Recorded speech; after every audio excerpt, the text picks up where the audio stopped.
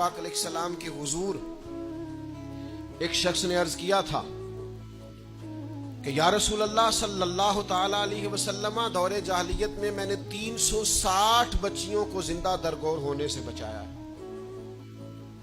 उनके माँ बाप और उनका बाप जो था वो माज़अल्लाह उनको जिंदा दफन करना चाहता था। मैंने ऊंट देकर बच्चियों को बचाया और फिर मैंने उनकी परवरिश भी की। तो या रसूल अल्लाह सल्लल्लाहु अलैहि वसल्लम, मैंने 360 बच्चियों की जान बचाई है, मुझे इसका अजर मिलेगा? ये बड़ी बारीक बात उस शख्स ने पूछी है। उसूल ये है कि हालत कुफर में जो इंसान नेकी करता है उसका उसे अजर नहीं मिलता। अजर के लिए ईमान जरूरी है, ईमान पर अजर मुरतब होता है। जिसका ईमान नहीं उसको अजर नसीब शर्त है कि बंदा मोमिन हो तो उसके नेक अमाल कबूल। अब ये सवाल क्या कर रहे हैं, जरा बारीक बात है, समझे।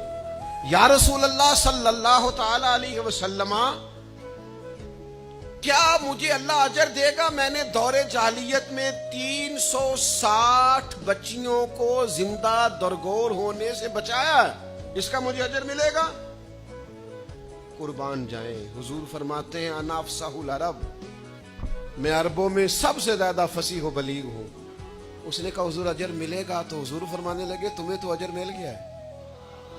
वो हुजूर से पूछता है या रसूल अल्लाह, मैंने 360 बच्चियों की जान बचाई है, जिंदा दरगोर होने से बचाया, अजर मिलेगा? हुजूर फरमाने लगे तुम्हें तो मिल गया है। ओ भाई मिल गया ना, हुजूर के सामने बैठा हुआ है, इससे ज्यादा भी कोई अजर मिलना है? नबी पाक के सामने बैठ गया है और हुजूर से सवाल कर रहा है।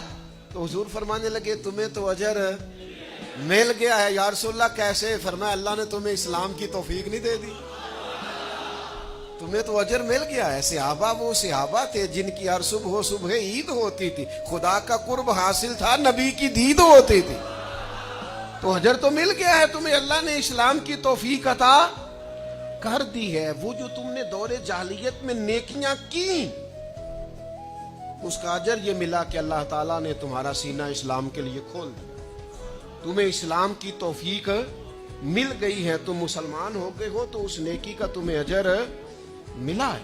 जिंदगी भर याद रखें, आप नेकी करेंगे तो नेकियों के रास्ते खुल जाएंगे। आप तकवे की राह पर चलेंगे तो आपका सीना अल्लाह ताला खोल देगा इबादत के लिए। एक नेकी दूसरी नेकी का सबब। इसलिए हुजूर अलैहिस्सलाम ने फरमाया तुमने नेकी को कभी हकीर नहीं समझना। कुछ ना हो सके तो भाई से मुस्कुरा के मुलाकात ही करना। छोटी से छोटी नेकी को भी छोड़े, हरीस हो जाए नेकियों की। नेकियां करेंगे तो आप महसूस करेंगे कि एक रूहानी ज़ाब्ता कायम हो गया है कि उस नेकी की वजह से अल्लाह ताला मजीद नेकी की तौफीक अता कर रहा है।